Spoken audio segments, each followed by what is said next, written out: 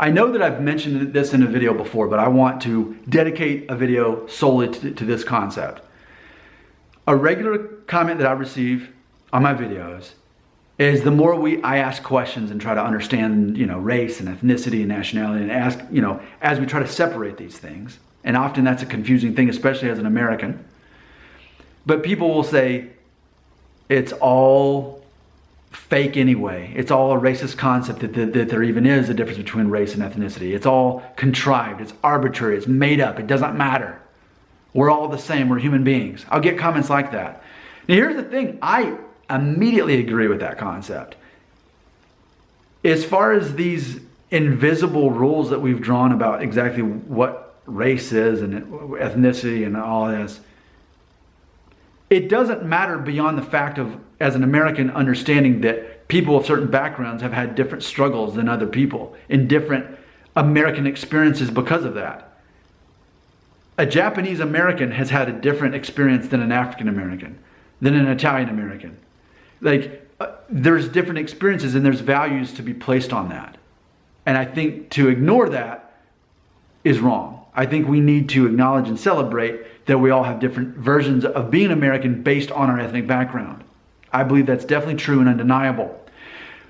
But beyond that, yeah, race, ethnicity, it's arbitrary. It's useless. If anything, it only hurts us at this point, and it always has. I could easily agree with that. But keep in mind, I also believe that we have to acknowledge and give value to the fact that people of different ethnic backgrounds have a different experience and maybe not always the same opportunities as other people. That's very important to acknowledge that. With all that being said though, I want to compare this to fruit and vegetables, okay? Google it right now. Look up, try to find out what's the difference between a fruit and a vegetable. You're not going to get a clear answer on this. You're going to have, ultimately the best answer you can get is that fruit have seeds inside of them. That's supposedly what makes fruit. If it's fruit, you can see the seeds on the inside. And whereas if it's a vegetable, then often the plant itself has a seed or whatever it is.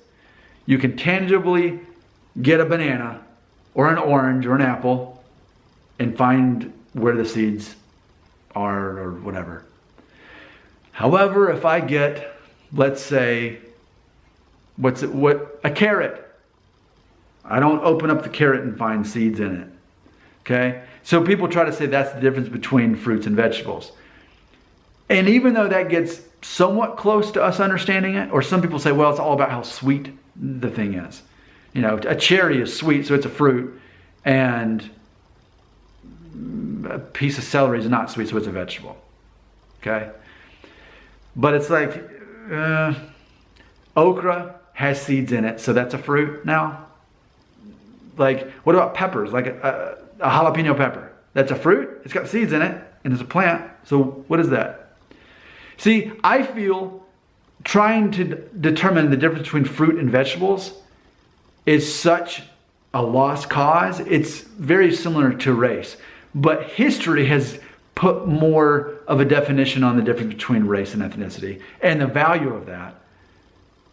And just like I said, we learned recently in one of my videos that even the definition of what it means to be a white American has changed in the course of America's history. It used to be that if you were, German, you're not white. French, you're not white. Well, now you're clearly white if you're those things. And then now I'm learning, if you're Middle Eastern, you're white. I didn't know that until I looked it up. I didn't know that Middle Eastern people are considered white here in America. So it's all perception. And for the most part, it is arbitrary and meaningless. But the only thing that I found value and meaning in is that we have to acknowledge that we have different experiences as Americans based on our ethnic background. I recognize that completely. And I think to deny that, that's where perhaps it can potentially be a racist concept to believe that we all have a fair chance here in America. But no, I've researched and I've seen where African American people who are Black Americans in particular, throughout history, have had a harder time getting a loan for a house. Something is like that. that no one in my family has ever had to worry about. Now granted, I'm not making it seem like people in my family have a lot of money, because that's never been the case. But I'm saying there's certain obstacles that have happened to certain backgrounds of people here in America that have made it more challenging. And they've had struggles in ways that I can't understand. And I don't mean this just for people who are black, African American, whatever you want to say. It can be for any ethnic background. There's going to be a different experience there. So, yeah, race, ethnicity, arbitrary, man-made up. Racist roots, probably so. The concept of race has only hurt us throughout the history of the world. I'm sure that's true. But now that we've lived through all that, we still need to recognize that. So here we are in Black History Month, and I'm a guy who's not black, saying, I totally get it. I totally see why we should have a month that celebrates people who are black in America, because their experience has been different from mine by default. And I'll spend my whole life trying to understand that struggle and to have sympathy and care about what's happened. But I'll never truly understand. I can only try to understand. We all have different experiences. In the aftermath of what's happened, of the arbitrary divisions between race and ethnicity. Is there anyone out there who agrees with me? I've said some things that are probably a little bit challenging.